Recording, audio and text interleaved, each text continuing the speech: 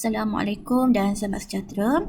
Okey, untuk ulang kaji hari ini kita akan teruskan dengan bab yang ke-9, iaitu poligon asas. Okey, so dalam tajuk poligon asas ni ada beberapa perkara penting lah yang kamu kena tahu dan faham.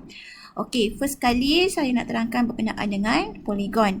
Okey, poligon ni ada beberapa jenis lah poligon yang kamu kena tahu. Okey, poligon ni adalah berdasarkan bilangan sisi lah. Okey, sebelum tu poligon ni adalah satu bentuk yang tertutup. Okey, maksudnya kalau kita ada beberapa sisi, kita gabungkan sisi-sisi tersebut, so akan membentuk satu bentuk yang tertutup. So itu kita panggil poligon. Okey, contohnya kat sini kita ada segitiga lah. Okey, ada 3 sisi. So kalau kita gabungkan sisi-sisi ni tadi akan bentuk segitiga. Okey, begitu juga dengan sisi 4. Okay, sebab ada dia 4 sisi. Okay, seterusnya pentagon ada 5 sisi. Hexagon ada 6 sisi. Heptagon 7 sisi. Oktagon 8 sisi dan seterusnya lah yang kamu dah tahu dan kamu dah belajar. Okay, baik. Kita nak fokuskan adalah berkenaan dengan segitiga. Okay, segitiga kamu tahu dia ada 3 sisi dan dia ada 3 sudut. Okay, contohnya kat sini kita namakan dia sebagai sudut A, sudut B dan sudut C. Okey, so ketiga-tiga sudut ni kalau kita tambahkan, okay, dia adalah bersamaan dengan 180 darjah. Okey, tak kisahlah berapa jumlah sudut ketiga-tiga ni, tapi bila kita tambahkan mesti 180 darjah. Okey, sebelum tu kita tengok dulu ada beberapa jenis segitiga. Okey, pertama sekali adalah segitiga sama sisi. So, apa sifat-sifat dia? Okey, sifat-sifat bagi segitiga sama sisi. Okey, pertama sekali dia punya sisi yang samalah. Okey, maksudnya panjang sisi adalah sama. Okey, nampak dia ada simbol macam ni. So, maksudnya panjang sisi tu adalah sama. Dan juga semua sudut bagi sebuah segitiga sama sisi juga sama. Okey, yang kedua kita ada segitiga kaki sama. Okey, segitiga sama kaki ni, okey, kita ada 2 sisi yang sama panjang. Okey, dan sudut di bahagian kaki dia ni sama. Okey, nampak dia punya simbol ni sama. Okey, dan kita ada segitiga tak sama kaki. Maksudnya semua sisi dia ni tak sama. Okey, dan kita ada juga segitiga yang berdasarkan sudut. Okey, segitiga bersudut tirus. Okey, maksudnya semua sudut dalam segitiga bersudut tirus ni kurang daripada 90 darjah. Okey, tapi bila kita tambah mesti sama dengan 180 lah. Okey, yang seterusnya kita ada segitiga bersudut cakar. Okey, maksudnya salah satu sudut dia adalah sudut cakar, iaitu sudut yang lebih daripada 90 darjah. Okey, yang ketiga kita ada segitiga bersudut tegak. Yang ni paling famous lah. Okey, macam mana kita nak kenal segitiga bersudut tegak ni? Okey, dia ada simbol macam ni. Okey, so ada simbol 4 segi macam ni, ini adalah segitiga bersudut tegak. Dan nilai bagi sudut tegak ini adalah 90 darjah. Okey, seterusnya kita nak fokuskan juga kepada segi 4. Okey, segi 4 tadi sama macam segi 3 lah, dia ada beberapa jenis lah. Tapi sebelum tu kita nak tengok jumlah sudut bagi sebuah segi 4 adalah 360 darjah. Okey, sebabkan dia ada 4 sudut.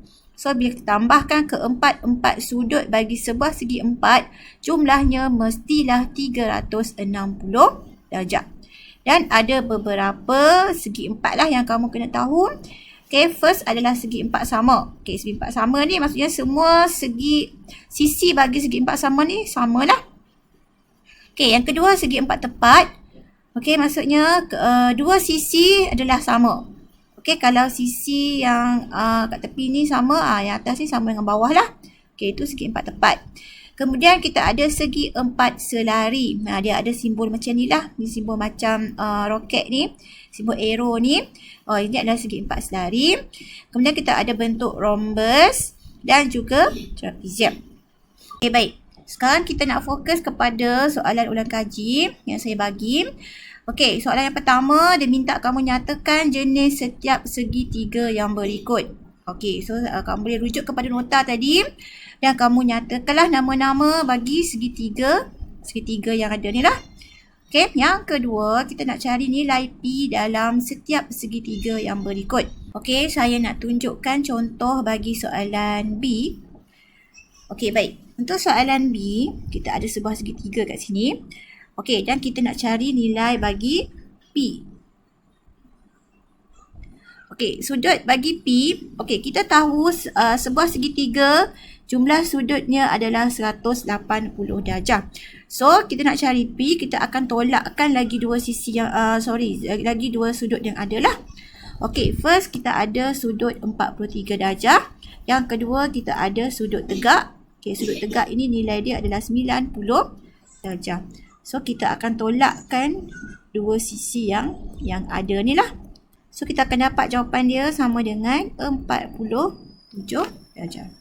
Okey. Untuk soalan yang ke C ni, okey, kamu kena alert kat sini. Ini adalah segitiga kaki sama. Okey, nampak tak simbol ni? Kaki sama. So, maksudnya nilai sudut, okey, yang P tu samalah. So, nanti bila kamu nak cari P, kamu kena bahagikan dengan 2. Okey, so kamu akan dapat kat sini P.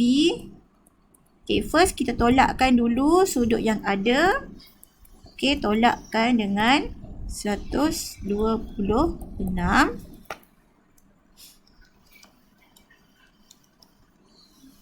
Okey, kita akan dapat 54.